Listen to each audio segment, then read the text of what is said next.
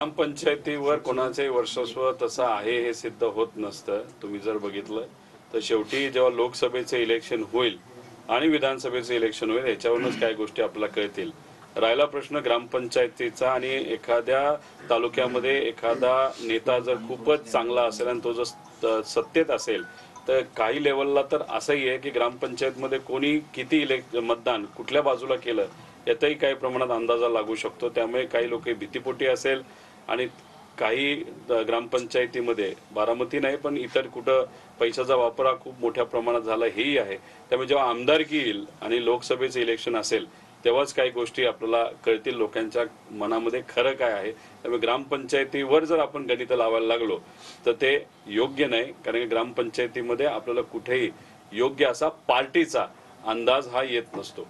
महाविकास आघाडीचं सरकार असताना सुद्धा तुमच्याच सरकारच्या वतीनं सगळ्यात पक्षांनी महाविकास आघाडीला इतके मिळाले, युतीला इतके मिळाले, आम्ही राज्यात पहिले ग्रामपंचायत सगळ्यात जास्त जागा आम्ही असे दावे केलेले होते. हे विसरून चालणार नाही ना? नाही, त्यावेळेस मी सुद्धा हेच बोललो होतो की ग्रामपंचायतीमध्ये कधीही कुठलाही दावा आपल्याला करता येत नसतो.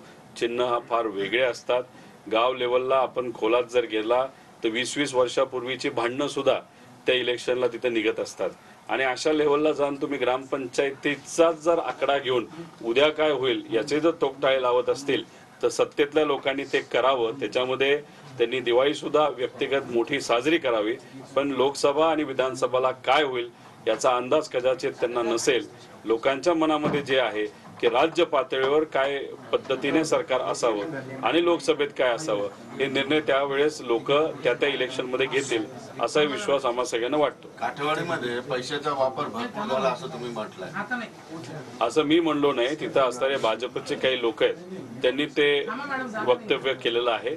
तेवढंच वक्तव्य मी कुठेतरी ऐकलंय, पण बाकी काही खोलात मी जात नाही. तुम्ही व्यक्तिगत मला विचारलं तर ग्रामपंचायत लेवलला इलेक्शन हे आम्ही कधीही लक्ष देत नसतो. न दादा देतात, न पवार साहेब देतात, न मी देतो, न सुप्रियाताई देतात. कारण की शेवटी ते कार्यकर्त्यांचं अंतर्गत असणारा विषय असतो.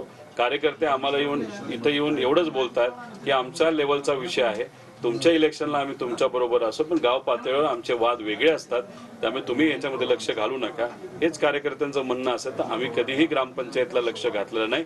न दादांनी ग्रामपंचायतमध्ये बारामतीमध्ये लक्ष घातलं असावं असं मला वाटतं. निकालावरून विधानसभा आणि लोकसभेचे असे इंडिकेशन्स दिसतात की सगळं माप जे आहे जुळतो लोकांचं, तर ते महायुतीला जाताना दिसतंय. म्हणजे विधानसभेला आणि लोकसभेला त्यांचे उमेदवार जास्त निवडून येतील असा याच्यावर अंदाज बांधता येऊ शकतो? नाही, अंदाज तसा बांधायचा असेल जे सत्तेत आहेत त्यांनी त्याच्यावरच कुठंतरी मला असं वाटतं की एक पार्टी द्यावी, एन्जॉय करावं आणि दिवाळी मोठी साजरी करावी. आम्ही आमच्या लेवलवर लोकांना विश्वासात घेऊन आज महाराष्ट्रामध्ये काय परिस्थिती आहे, आरोग्याची परिस्थिती काय, शेतकऱ्यांची परिस्थिती काय, जर तुम्ही दुष्काळ जाहीर करत असताना फक्त 40च तालुक्यामध्ये करत असाल आणि दुर्दैवाने त्याच्या खोलामध्ये गेला तर 95% जे तालुके आहेत ते फक्त सत्तेत असणाऱ्या लोकांचेच जर तालुके असतील तर बाकीच्या तालुक्यांनी तुमचं काय बिघडवलं आहे, बाकीच्या जिल्ह्यांनी तुमचं काय बिघडवलं आहे त्याच्यावर आज कुणी चर्चा करायला तयार नाही. त्याच्याच बरोबर इन्शुरन्स जो विम्याचा पैसा हा आपल्याकडे यायला पाहिजे तो अजून कुठेही आलेला नाही. काही ठराविक जिल्ह्यात द्यायला सुरुवात झाली असं कळतंय, पण मग हे सगळे मुद्दे आहेत. स्कॉलरशिप वेळेवर मिळत नाही, मुलांचे विषय आहेत, बरेच काय आहेत. तर ह्या सगळ्या गोष्टीकडे बघत असताना जेव्हा लोकसभा आणि विधानसभा होईल तेव्हाच काही अंदाज येईल. पण ज्याला कोणाला याच्यावर कुठेतरी विधान करायचं असेल नाहीतर कुठेही जर जल्लोष करायचा असेल तर त्यांचा विषय आहे. आमदार साहेब, पैशाच्या वापरावर प्रेस करताय तुम्ही. ग्रामपंचायतीमध्ये इतक्या पैशाचा वापर होत असेल तर लोकसभा विधानसभेमध्ये किती होईल असं तुम्ही बोललात, तर हा सवाल अजित पवारांना विचारताय का? कुठला?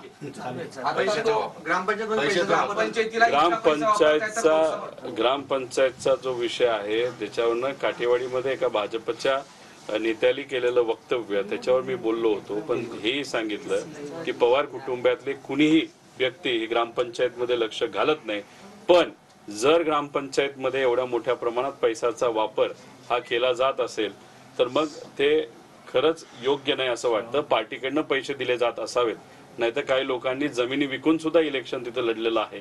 अशा परिस्थितीमध्ये कुटुंबाला जर कुणी अडचणीत पाडत असेल त्याच्यावर इलेक्शन लढत असेल तो त्यांचा व्यक्तिगत विषय आहे. पण पार्टीकडनं जर मोठ्या प्रमाणात निधीचा वाटप केलं जात असेल तर ते लोकशाहीला योग्य नाही असं वाटतं.